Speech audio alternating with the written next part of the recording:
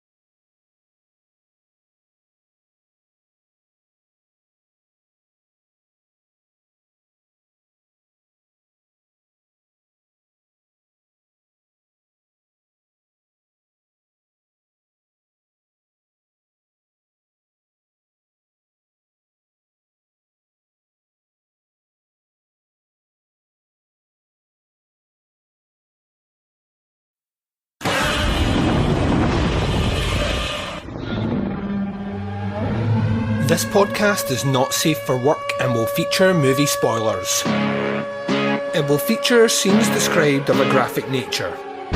It will contain language which most listeners may find offensive. Welcome to the podcast Under the Stairs.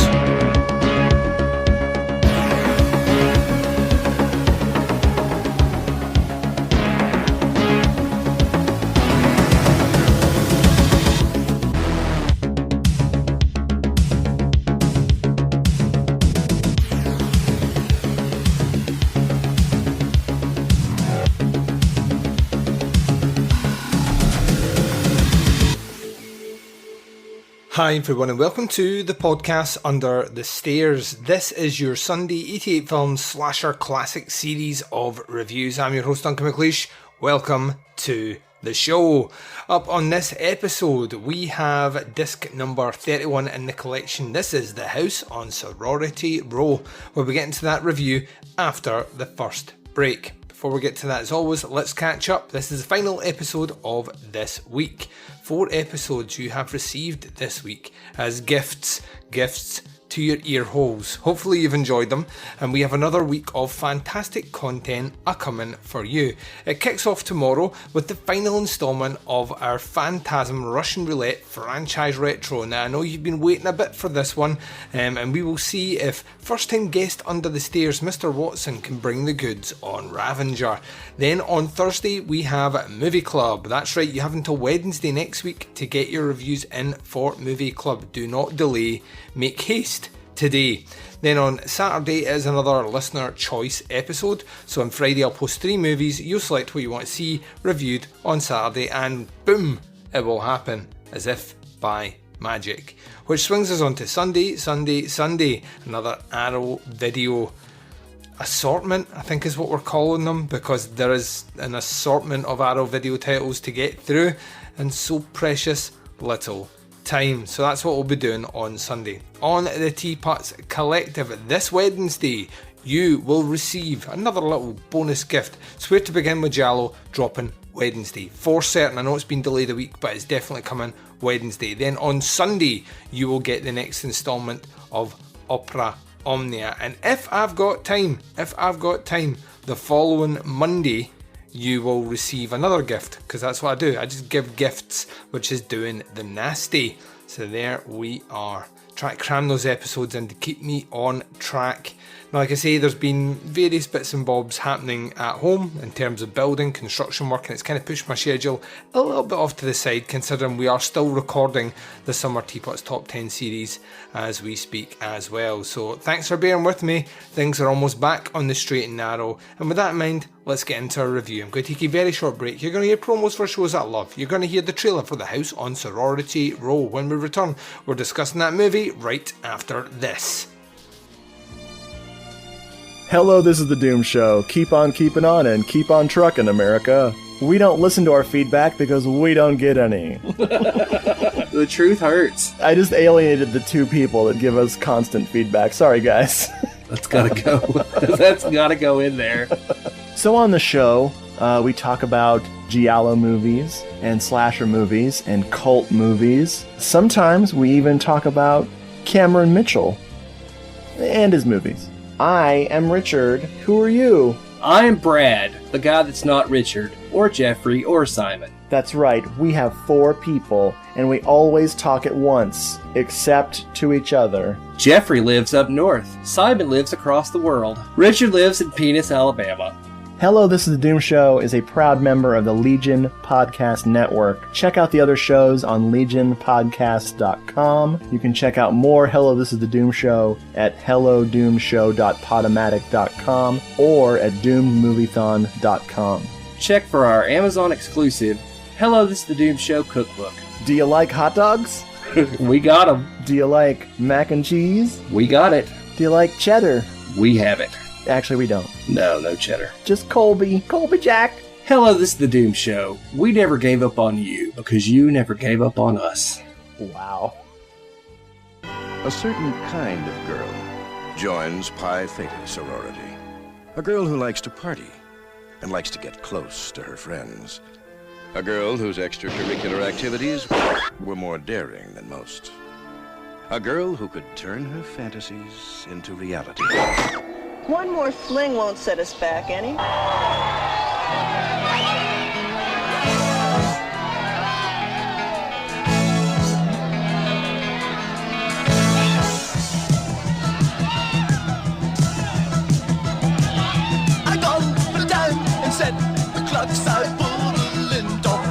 myself. She said, show up.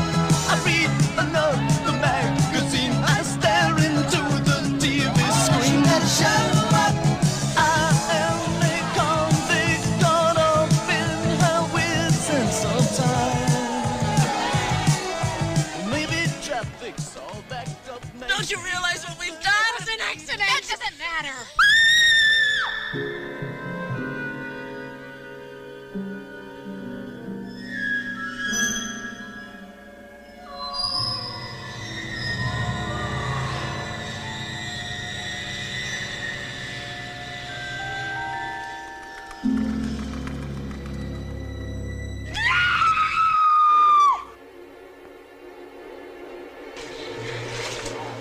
Yeah, that'll do it. Why don't you go pull the van around?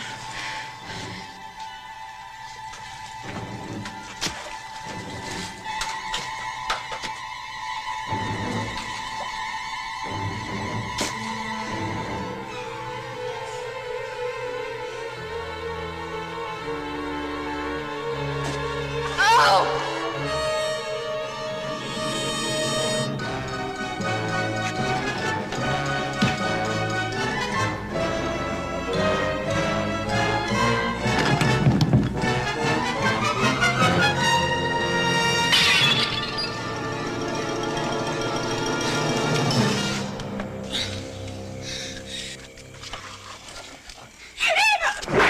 Then again, Pi Theta was different from other sororities. I'll get back at you, the last thing I do! Because in this sorority, nothing is off limits, as long as it's fun for the girls. So when it came time to say goodbye, they decided to make real sure that no one would ever forget the girls in the house on Sorority Row.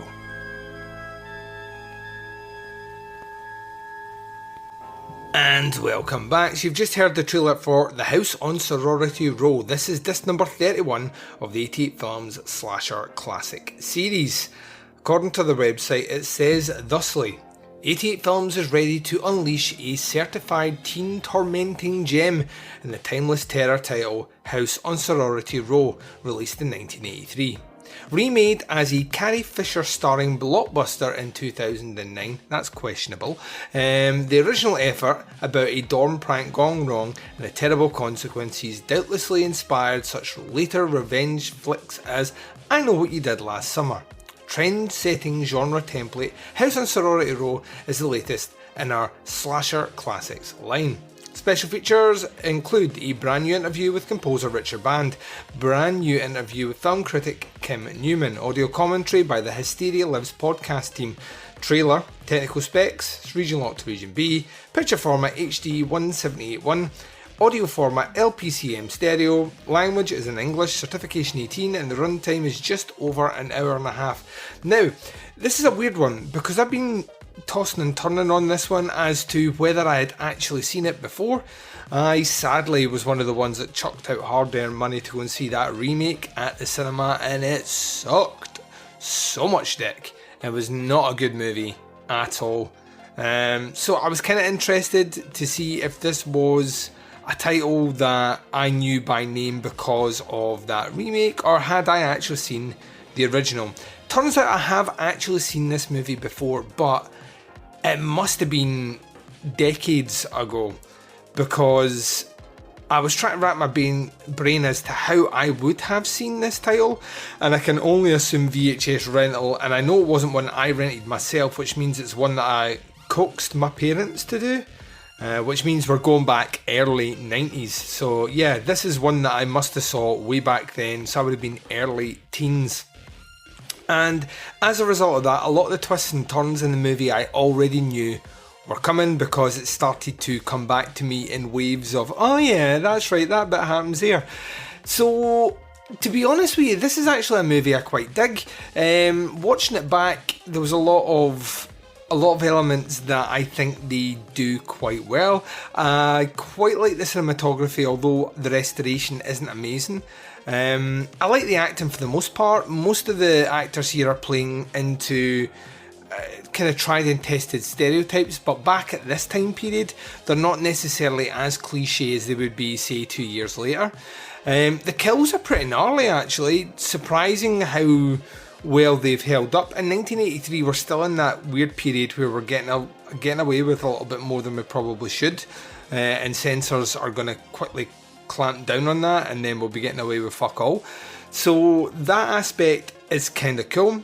I had worked at the reveals, so I knew who the killer was very, very, very, very early. In fact, just after the opening credits, I was like, oh, I remember the killer was. But I don't think it's too difficult to work out through piecing together the movie. That being said, if you're not paying attention or you're looking at your phone, chances are you may miss some elements that hint towards it. But certainly it's not one of those massive shock reveals at the end. Quite like the setup here. I like movies that are set on college campuses or in high schools. There's a pang of nostalgia as being a teenager in the 90s when there was a whole host of those movies, whether it be Scream 2, I Know What You Did Last Summer, Faculty. So that's a little nostalgic thing for me that I enjoy coming back to and checking out. So the setting works for this in a lot of respects. The score's pretty cool as well, and the interview on the disc with Richard Band is kind of fun. That's a guy that's put a whole lot of music to a whole lot of titles that if you're my age, you grew up watching. So it's kind of cool listening to him talk about that.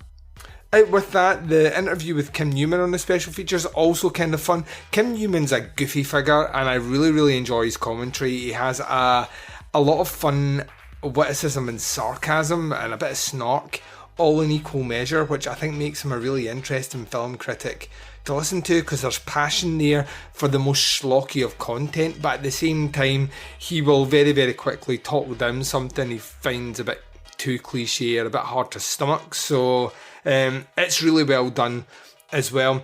I kind of flicked off and on as soon as I realised I'd seen this movie before with the commentary with The Hysteria Continues, who once again proved to do a stellar job in pretty much everything they do for 88 films, etc, etc. I think the big selling point for House and Sorority Row is it's kind of campy, but it's a lot of fun and it's not afraid to get a bit gnarly.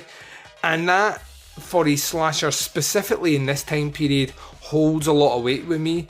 Like I say, the cinematography is surprisingly good, and the story itself, whilst being a bit derivative, manages to hold its own weight and continue through in a satisfying way to the conclusion. So to me, that's bonus points. There's a bit cringiness in here for sure, but that's just the time period it was made.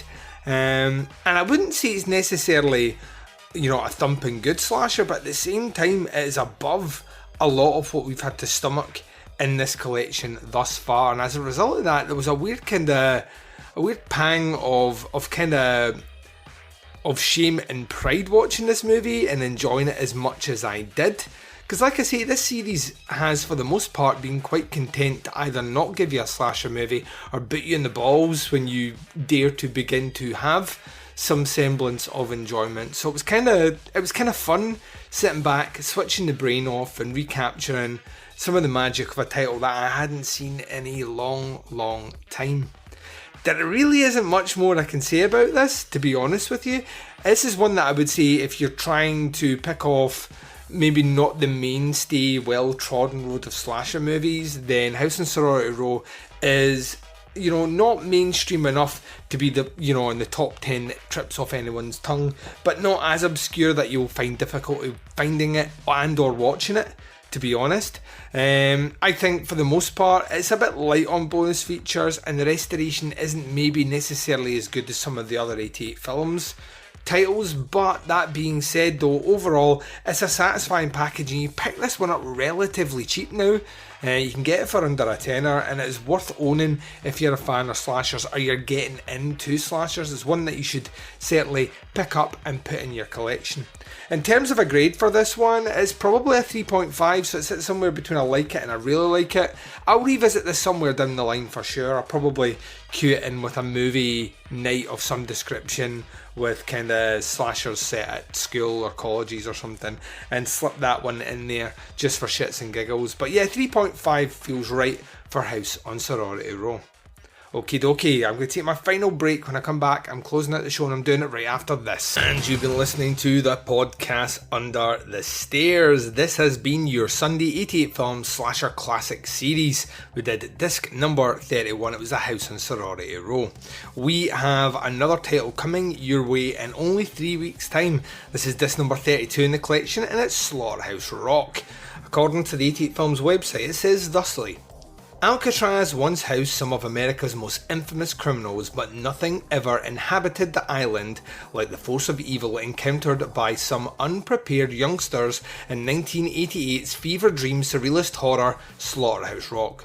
Starring rock star Tony Basil as Playboy playmate Hope Marie Carlton, this mainstay of VHS horror highlights plenty of plastic fantastic frights and plasma-spilling practical effects galore. Clearly influenced by the Nightmare on Elm Street series with its story of a supernatural stalker, Slaughterhouse Rock built up a well-deserved fan base of its own thanks to its marriage of 80s rock and esoteric horror with big-haired babes screaming their lungs out. Finally gaining an HD bow from 88 Films, Slaughterhouse Rock is a terrifying trip into slasher movie history and a thrill ride of crazed and lurid images that no self-respecting Fear fan can afford to miss. Special features 4K remaster from the original camera negative, uncompressed stereo soundtrack featuring music by Dio. Rockin' Shock back to the Slaughterhouse, an interview with Jim Harper, author of Legacy of Blood.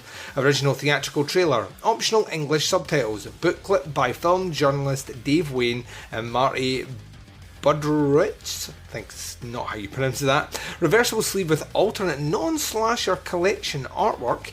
We have the technical specs region locked to be, picture format 185.1, audio format is LPCM stereo, English is the language, subtitles in English, certification 18 and run time 90 minutes. That's an hour and a half for the uneducated.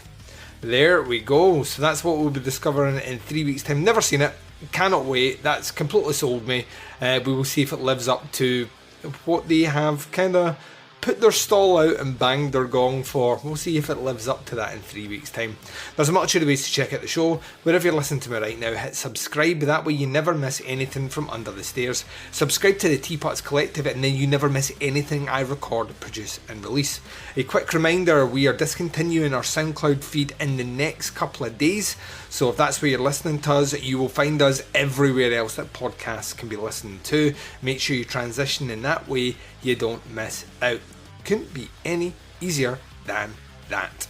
Check us out on our website, it's teapotscast.com. Visit the merch page, teapotscast.bigcartel.com. You can jump across to Facebook and check us out on facebook.com/groups/teapotscast. Alternatively, you can check us out on the Teapots Collective page, which is facebook.com/teapotscast. Reach out and touch myself and the Baz on the twin prongs of social media sexiness, Instagram and Twitter. Both can be followed at TeapotsCast. Check us out in the Flick Chat app. That's free and available on Android and iOS. And our passcode, our join code, our little group is TeapotsCast. The podcast Under the Stairs will return to you tomorrow, concluding our Russian Roulette franchise retro on Phantasm, looking at Phantasm Ravager with my awesome guest, Mr. Watson. But until then, wherever you are, wherever the time zone is and whatever you're up to in this big bad world of ours, please take care of yourselves out there. This is Duncan McLeish broadcasting live from Under the Stairs and I am signing off.